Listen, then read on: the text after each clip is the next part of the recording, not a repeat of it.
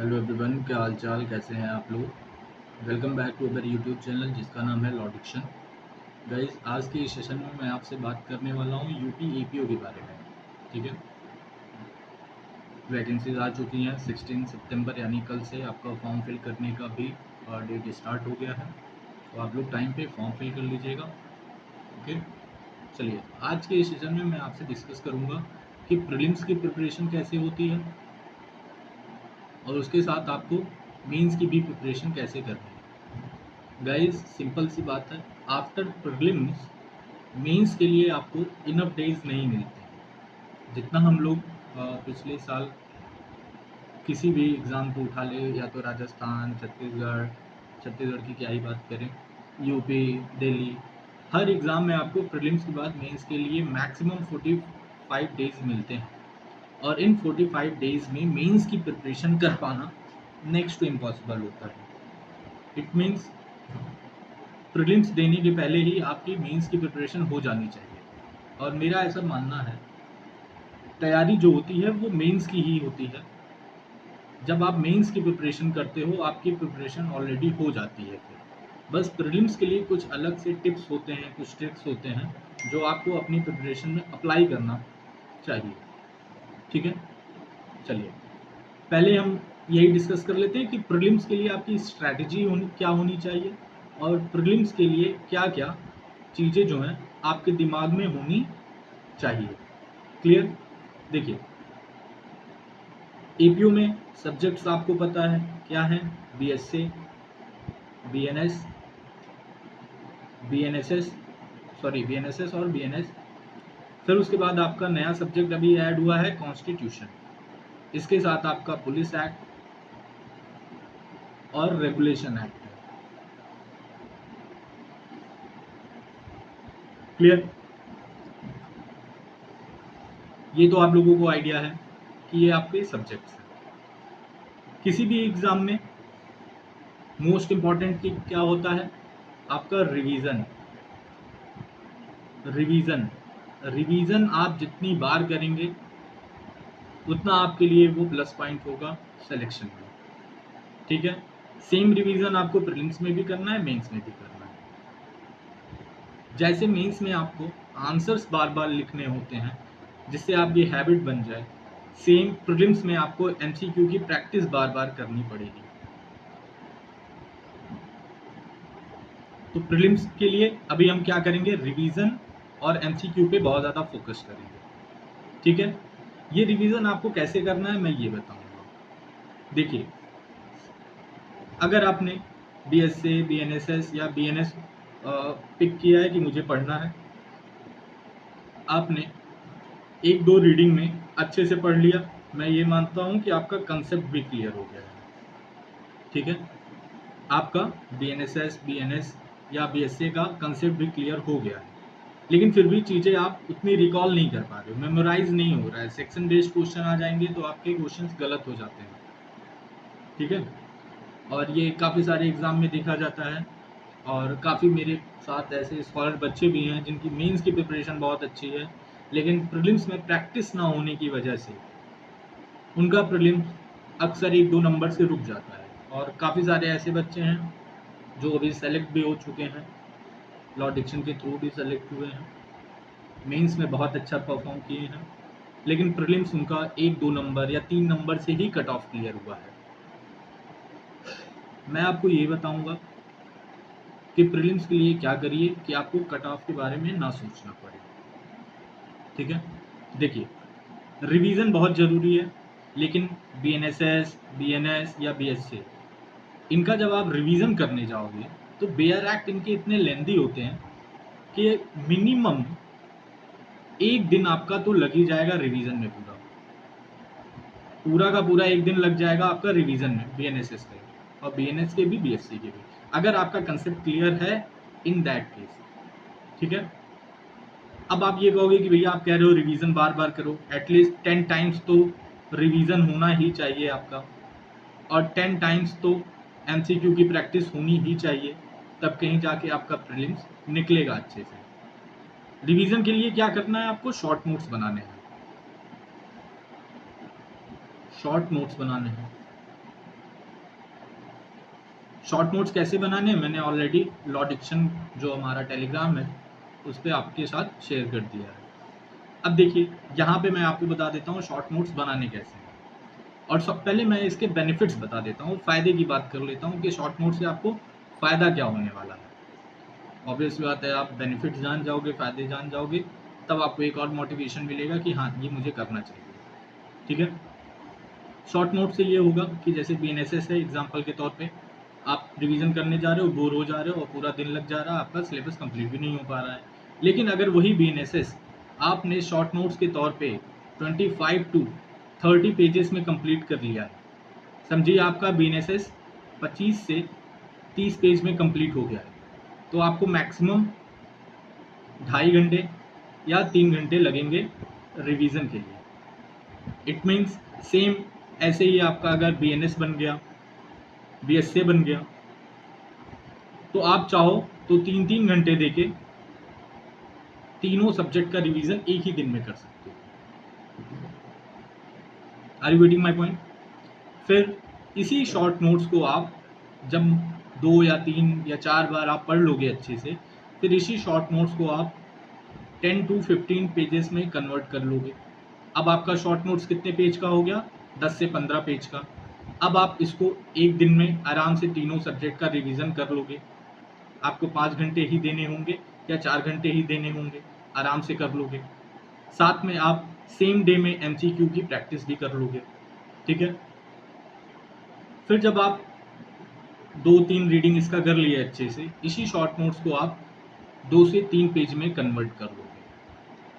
ठीक है, अब देखिए बेयर एक्ट है आपका इतना लेंदी, उसको आपने शॉर्ट में कर दिया 25 से 30 पेज में, और रीडिंग करके आपने 10 से 15 पेज में बना लिया, फिर आपने लास्ट में 2 से 3 पेज में बना लिया। अब एक दिन में आप मल्टीपल टाइम इसका रिवीजन भी कर सकते हो और एटलीस्ट 2 टाइम्स कंप्लीट MCQ भी सॉल्व कर सकते हो। Are you getting my point? देखिए अभी जब आपकी प्रिपरेशन स्टार्ट हो रही है, अभी जब तक प्रीलिम्स का डेट नहीं आया है, आप 25 से 30 पेज में शॉर्ट नोट्स बना लोगे, अच्छे से आपका रिवीजन हो जाएगा। प्रीलिम्स की डेट आ गई है, आप उस शॉर्ट नोट्स को और शॉर्ट कर दिए, 10 से 15 पेज में हो गया है, आराम से आपकी प्रिपरेशन चल रही है। प्रीलिम्स के डेट के पहले जैसा कि आपको भी पता है, पढ़ना कुछ नहीं चाहिए, सिर्फ रिवीजन ही करना चाहिए। शॉर्ट नोट 2 से 3 पेज में हो गया है, आप एक दिन में आराम से रिवीजन करो। और मैं अपने पर्सनल एक्सपीरियंस से आपको बता रहा हूँ, और जो मेरे थ्रू बच्चे एग्ज़ाम में गए हैं, अभी रिसेंट एग्जाम्पल मैं देता हूँ राजस्थान का और उत्तराखंड का। बच्चों का ये कहना था कि भैया एग्जामिनेशन सेंटर के बाहर जब हम खड़े थे, तो ये जो आप 2 पेज में या 3 पेज में शॉर्ट नोट्स बनवाए थे, उसी को हमने गो थ्रू करके गए, और जैसे एग्ज़ाम पेपर मिला मुझे, 5-6 क्वेश्चन, 4-5 क्वेश्चन वही दिख गए जो भी जस्ट हमने बाहर पढ़ा था। अब आप बताइए, आप पेपर लेके बैठे हो, 4-5 क्वेश्चन आपको ऐसे दिखे जो अभी जस्ट आप बाहर देख के आ रहे हो, आपका कॉन्फिडेंस, आपका मोरल कितना बूस्ट हो जाएगा। ठीक है, यही करना है। अच्छा, ये तो मैं बता दिया शॉर्ट नोट्स बनाने में। अब ये शॉर्ट नोट्स बनाने कैसे हैं, मेन मुद्दे की बात ये है, उस पर डिस्कस कर लेते हैं। सबसे पहले आपके पास बेयर एक्ट होना चाहिए। बेयर एक्ट बुक के साथ आपके पास एक MCQ की बुक होनी चाहिए। ठीक है, और आज से ही आप लोग अपना एक शेड्यूल बना लीजिए कि 12 दिन में या 13 दिन में आपको BSA कंप्लीट करना है, 14 या 15 दिन में आपको BNSS कंप्लीट करना है, सेम ऐसे ही 14-15 दिन में आपको BNS भी कंप्लीट करना है। और हर एक डेट का, जैसे अगर आप वीडियो अभी आप 17 को देख रहे हैं, आप 18 से अपना स्टार्ट कर लीजिए कि 18 से लेके 28 में मुझे BSA कंप्लीट करना है, और 18 को ये टॉपिक पढ़ना है, 19 को ये टॉपिक पढ़ना है, 20 को ये टॉपिक पढ़ना है। प्रिलिमिनरी से लेके एग्जामिनेशन ऑफ विटनेसेस तक के आप डेट वाइज डिवाइड कर लीजिए कि मॉर्निंग में जब आप पढ़ने बैठिए तो आपको पहले से पता रहे कि क्या पढ़ना है। ठीक है, ये क्लियर हुआ? आपने हर डेट में अपना डिवाइड कर लिया कि आज क्या पढ़ना है, कल क्या पढ़ना है। सपोज आज आपका डे 1 है, आपने प्रीलिमिनरी से स्टार्ट किया है। अब देखिए मोस्ट ऑफ द स्टूडेंट क्या करते हैं, बेयर एक्ट उठाते हैं, पढ़ना स्टार्ट कर देते हैं, फिर MCQ सॉल्व करने जाते हैं, MCQs गलत होने लगते हैं, उनका मोरल डाउन होने लगता है। फिर शॉर्ट नोट्स बनाने जाते हैं, उनका शॉर्ट नोट्स वो 45-50 पेज में बनने लगता है, फिर वो बनाना बंद कर देते हैं कि भैया यार इतना लेंदी हो जा रहा है, ये तो मेरा लॉन्ग नोट्स हो जा रहा है, शॉर्ट नोट्स तो है ही नहीं।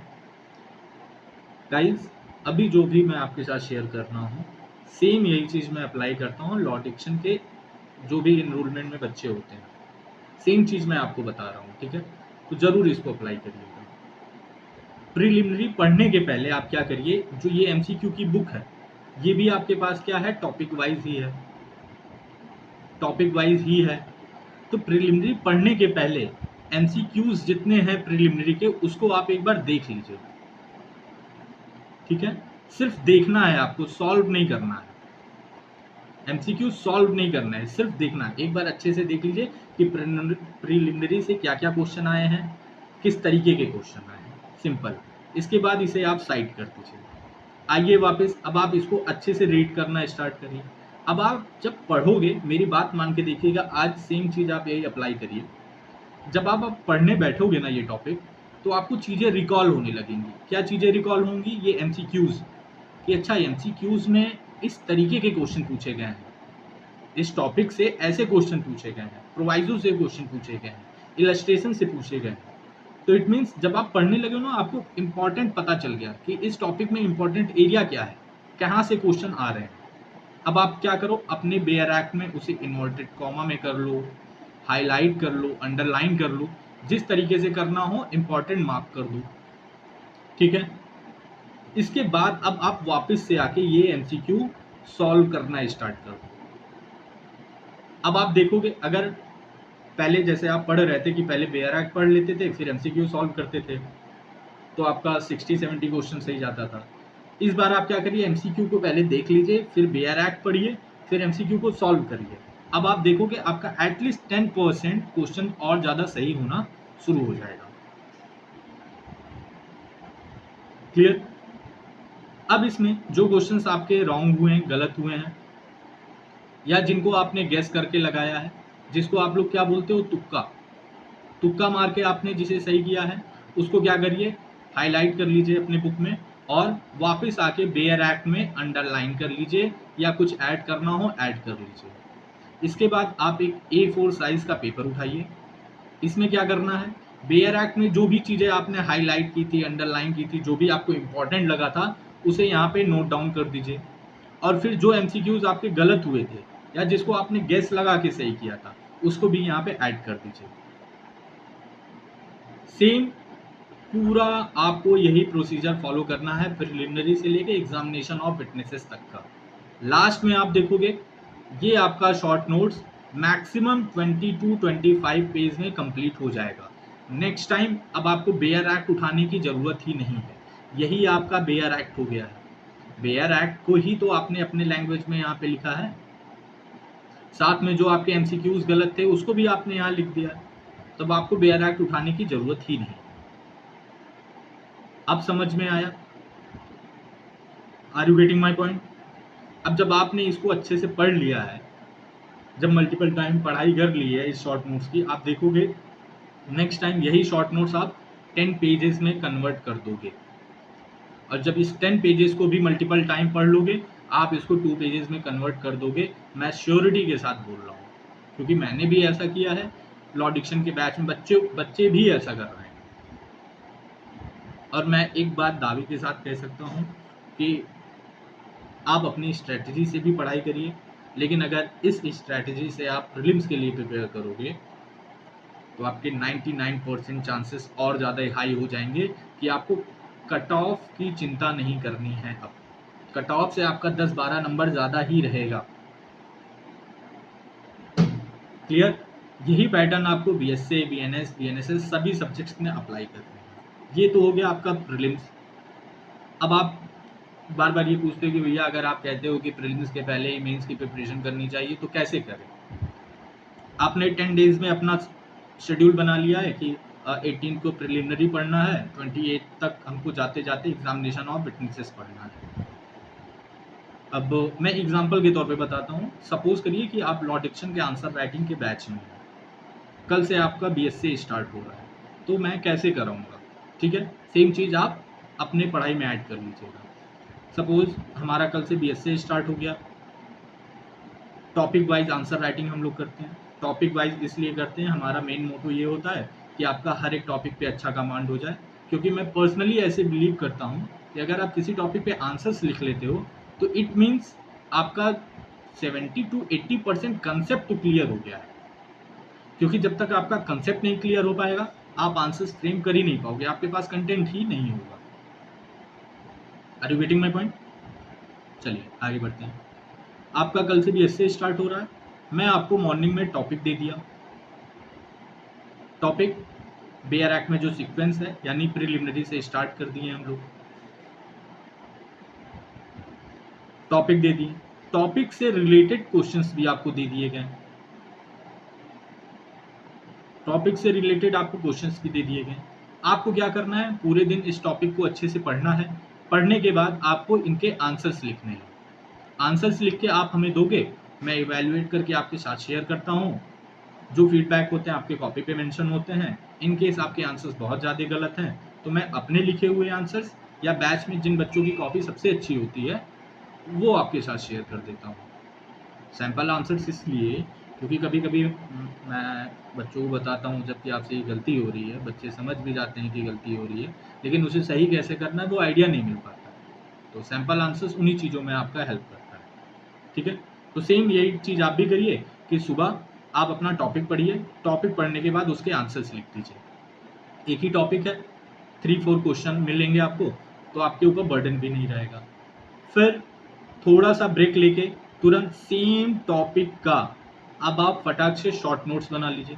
शॉर्ट नोट्स कैसे बनाना है मैंने आपको बता दिया है कि टॉपिक पढ़ने के पहले टॉपिक के MCQs देख लीजिए, MCQs देखने के बाद बेयर एक्ट अच्छे से पढ़िए, बेयर एक्ट में चीज़ों को हाईलाइट कर लीजिए। शॉर्ट नोट्स के बाद आपको क्या करना है, MCQs सॉल्व करना है। अब जो MCQs गलत हैं या तुक्का हैं इसे शॉर्ट नोट्स में ऐड कर लीजिए, सिंपल, बस कहानी खत्म। अब आप मुझे एक बात बताइए, किसी टॉपिक को आप दिन में अपने आँख के सामने से 4 बार गुजारे हैं, क्या वो टॉपिक कभी आप भूल पाएंगे? और बर्डन भी नहीं हो रहा है आपके ऊपर। एक बार आपने यहाँ आंसर राइटिंग के लिए पढ़ा, ठीक है, फिर सेकंड आपने आंसर्स लिखते समय पढ़ा, 2 बार हो गया, तीसरी बार आपने शॉर्ट नोट्स के लिए पढ़ा, एंड लास्ट 4th टाइम आपने MCQ सॉल्व कर लिया। अब आपने इस टॉपिक को पूरे दिन में 4 बार पढ़ लिया है, आपका प्रीलिम्स भी तैयार हो गया है इसी में, क्योंकि आपने शॉर्ट नोट्स भी बना लिए, MCQ की प्रैक्टिस भी कर ली तुरंत, और मेंस भी हो गया है। प्लस पॉइंट ये देखिए, मेंस भी आपका सेम डे पे ही हो गया। Are you getting my point? Prelims mains एक साथ हो गया आपका। यही सेम चीज आपको सभी सब्जेक्ट्स के साथ करने हैं और आप आराम से कर सकते हो। दिन के आपको इसके लिए 3 आवर्स देने ही पड़ेंगे। 3 आवर्स कैसे डिवाइड करने हैं मैं बता देता हूँ। टॉपिक पढ़ने के लिए आपको 1 से 1.5 घंटे देने होंगे, ठीक है। आंसर राइटिंग करने के लिए भी सेम 1.5 घंटे देने होंगे, आपके 3 घंटे हो गए, ठीक है। शॉर्ट नोट्स और MCQ सॉल्व करने में आपको सिर्फ 1 घंटे लगेंगे, यानी आपको एक सब्जेक्ट तैयार करने में एक दिन में 4 घंटे देने होंगे। ये आपका 4 घंटे लॉ के लिए हो गया है, लॉ के लिए हो गया। अब डेली आप एटलीस्ट अभी कम से कम तो 2 घंटे निकालिए ही GS के लिए। GS के लिए टोटल आप अगर 6 आवर्स दे रहे हैं, इसमें आपका कंसेप्ट के साथ, आंसर राइटिंग के साथ, मतलब प्रीलिम्स और मेंस दोनों की प्रिपरेशन अच्छे से हो जाएगी। क्लियर? अगर आपको अभी भी कोई डाउट हो तो आप टेलीग्राम पे मुझे मैसेज कर दीजिए। टेलीग्राम आप लोग जानते ही हो, लॉ डिक्शन, या आप डायरेक्ट व्हाट्सएप पे ही पिन कर लीजिए मुझे, ये मेरा व्हाट्सएप नंबर है। रिगार्डिंग प्रिपरेशन आप कभी भी मुझसे बात कर सकते हो। क्लियर? चलिए, ये तो हो गया आपके लॉ का कि एक ही दिन में आपको प्रीलिम्स और मेंस के लिए कैसे पढ़ना है। क्लियर? बात रही GS की, अगर आप सेल्फ स्टडी कर रहे हो और आपने GS बहुत अच्छे से कभी नहीं पढ़ा है, जैसा कि ऐसा माना भी जाता है लॉ के बच्चे GS पे थोड़ा कम ध्यान दे पाते हैं, तो आप लूसेंट पढ़िए।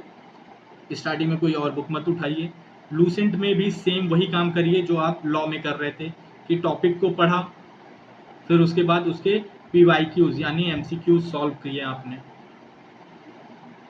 ठीक है। ये MCQs और PYQs कहाँ से मिलेंगे? घटना चक्र से मिलेंगे। घटना चक्र मैं इसलिए रिकमेंड करता हूँ क्योंकि घटना चक्र में PCS, RO ये सब के क्वेश्चंस होते हैं, और लास्ट ईयर अगर आप UP-APO या UP जुडिशरी के GS के क्वेश्चंस पेपर को देखेंगे तो क्वेश्चन जो भी पिक किए गए थे यूपी यानी स्टेट PCS के ही क्वेश्चन थे, तो इसलिए स्टेट PCS के ही क्वेश्चंस आप सॉल्व करिए। अब आपको ये जानना है कि कौन सा टॉपिक इंपॉर्टेंट है, तो इसके लिए आप प्रीवियस ईयर क्वेश्चन एनालिसिस कर लीजिए। फिर भी नहीं समझ में आएगा तो आप पूछिएगा, मैं लिस्ट आपके साथ टेलीग्राम पे शेयर कर दूंगा। फिर भी आपको लग रहा है कि जीके आपसे खुद से नहीं हो पा रहा है, टाइम बहुत ज़्यादा लग रहा है, ये टाइम हार्ड वर्क करने का नहीं है, स्मार्ट वर्क करने का है, तो आज शाम को ही एंशिएंट हिस्ट्री की क्लास स्टार्ट हो रही है। लॉ डिक्शन पे एंशिएंट हिस्ट्री की क्लास स्टार्ट हो रही है, 7 PM पे है। मैंने टेलीग्राम पे ऑलरेडी ऐप का लिंक शेयर कर दिया है, आप उस ऐप को डाउनलोड कर लीजिए। डाउनलोड करने के बाद खुद को डाउनलोड करके आप बैच में खुद को ऐड कर लीजिए। आज की जो क्लास है वो फ्री है, आज की क्लास के कोई चार्जेस नहीं है, और आज कोई डेमो क्लास भी नहीं है। एक्चुअली अभी मैं आप लोगों के साथ मॉर्निंग में सेशन लिया था, लेकिन कुछ टेक्निकल इश्यूज़ की वजह से बीच में ही सेशन ब्रेक हो गया था, क्योंकि वो जूम पे क्लास थी और जूम में एक टाइम लिमिट होता है, तो इसलिए जो क्लास होगी ऐप पे होगी, ठीक है। तो ऐप में आइए, एंशिएंट हिस्ट्री आप पढ़ के देखिए, आपको तरीका भी समझ में आ जाएगा कि जीएस को पढ़ना कैसे है। थोड़ा सा ब्रीफ कर देता हूँ, हालांकि सारी चीज़ें मैं आज आपको क्लास में बताऊंगा ही जब हिस्ट्री की क्लास होगी। देखिए, इसमें पहले हम टॉपिक को अच्छे से पढ़ेंगे क्लास में आप लोगों के साथ, लाइव सेशन में हमने इसे पढ़ा। पढ़ने के बाद सेम टॉपिक पे मैं आपको MCQs दूंगा, आपको खोजना नहीं है, कहीं से कुछ लाना नहीं है, आपने MCQs सॉल्व कर लिया, ठीक है। नोट्स मैं आपको प्रोवाइड कर दूंगा, क्योंकि मैं चाहता हूँ जब मैं क्लास में आपको पढ़ाऊँ तो आपसे ध्यान से मेरी बातों को सुन लीजिए, नोट्स बनाने के चक्कर में मत रहिए, नोट्स आपको मिल जाएंगे, क्लियर। फिर उसके बाद जिस दिन आपका GS कंप्लीट हो जाएगा, मैं एक साथ GS के सब्जेक्ट वाइज क्वेश्चन जैसे हिस्ट्री के, जियो के, पॉलिटी के, ऐसे सब्जेक्ट वाइज आपको सारे MCQs दे दूंगा, एक बार आप वो भी लगा लीजिएगा। तो एक तो आप daily topic wise MCQ solve कर रहे हो, फिर उसके बाद जब आपका सिलेबस कंप्लीट हो गया तो आपने सब्जेक्ट वाइज भी MCQs लगा लिए। अब बताइए कि आपको दिक्कत कहाँ से आएगी। और साथ में एक बात बता देता हूँ, करंट अफेयर जो सबसे ज़्यादा आपको तकलीफ देता है, लॉ डिक्शन जो अभी GS का बैच लॉन्च किया है, इसमें 1.5 साल के करंट अफेयर कवर कराए जाएंगे, और ये पर्सनली मैं ही कवर कराऊंगा। काफ़ी सारे बच्चे जो मुझसे पढ़ चुके हैं तो आपको तो एक्सपीरियंस है ही, लेकिन ये मैं ही कराऊंगा, ठीक है। चलिए, बाकी कोई डाउट हो तो आप मुझे व्हाट्सएप या टेलीग्राम पे DM करके पूछ सकते हैं। Thank you so much, have a good day and all the best.